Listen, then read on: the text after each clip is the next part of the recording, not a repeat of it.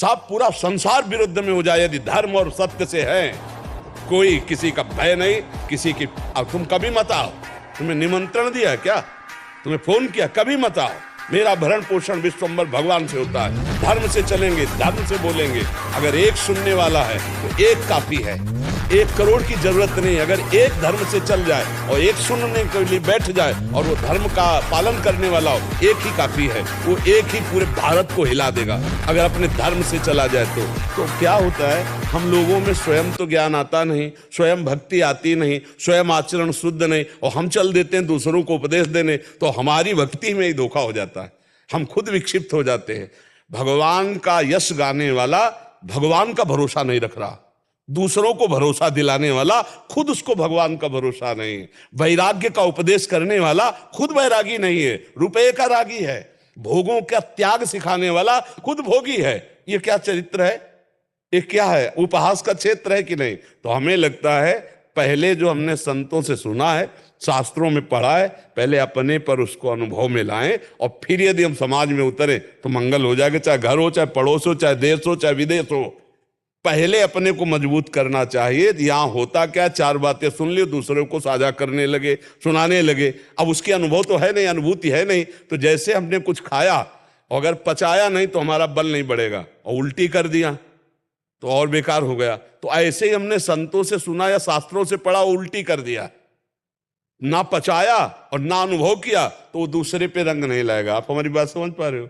इसलिए पहले सबको चाहिए, जो सुनो उसे अपने आचरण में उतारो, तब फिर मुंह खोलो, तो दूसरे के हृदय की ग्रंथि का तुम भेदन कर दोगे। और अगर स्वयं में नहीं मुक्त हुए, स्वयं में भजन नहीं, स्वयं में कुछ अनुभव नहीं, तो वही इधर उधर की बस बातें होती हैं और उनमें कोई लाभ नहीं होता, कोई लाभ नहीं होता है, किसी को भी लाभ नहीं होता है। आध्यात्मिक लाभ तो हो ही नहीं सकता है। जो स्वयं में अध्यात्म लाभ नहीं लिए है, वो दूसरों का अध्यात्म लाभ दे ही नहीं सकता है। आप ऐसे समझो, हम कई बार बताया, जैसे भोजन बनाने की प्रक्रिया आप YouTube से पढ़ लो, लेकिन आप कभी बनाए ना हो, आप उसी को उपदेश कर दो, तो आपका चेहरा बताएगा कि तो आपने स्वाद नहीं लिया है। अगर आपने बना के पाया फिर आप उपदेश करोगे, तो आपका चेहरा बताएगा कि ये स्वाद युक्त बोल रहा है। ऐसे ही भगवदानंद पढ़ लिया ग्रंथों से और दूसरों को छाप मार के उपदेश दे दिया, तो चेहरा बताता है, उसके शब्द बताते हैं कि ऊपर है, ऊपर निकल रहे हैं, ये डूबे हुए नहीं है, ये अनुभूत शब्द नहीं है। तो उपासक को चाहिए कि पहले जो सुना उसका साक्षात्कार करो, फिर दूसरे को उपदेश दो। तो अपने में देखे क्या भक्ति ऐसे रंग में आ गई कि मेरा पूरा विश्व अगर विरोध करे तो भी मेरी भक्ति पे फर्क ना पड़े। मैं आपको उपदेश करूं, आपका मंगल चाहूं, आप मेरा अपमान करें, फिर भी मैं आपका मंगल चाहूं। ऐसी क्या भक्ति में रंग आ गया है? अगर आ गया है तो उपदेश देने की जरूरत ही नहीं पड़ेगी।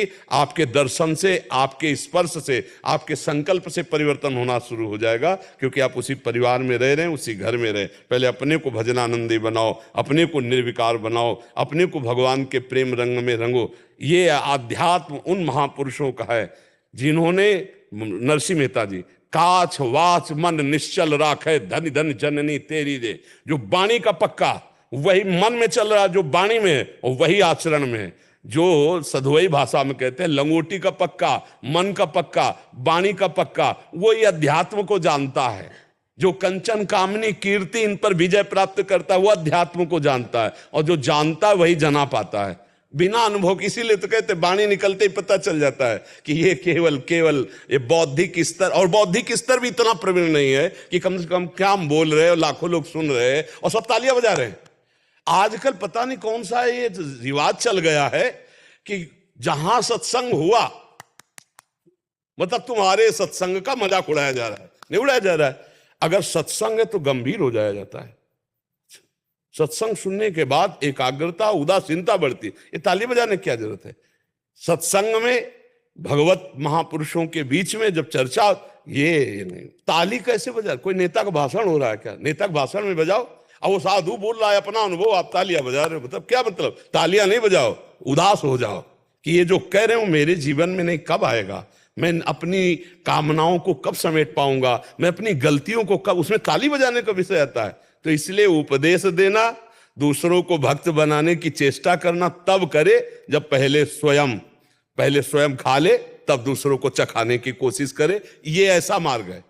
सांसारिक भोजन दूसरों को पवा के पावे, लेकिन अध्यात्म में पहले खुद अनुभव कर ले, तब दूसरों को पवाने की चेष्टा करे।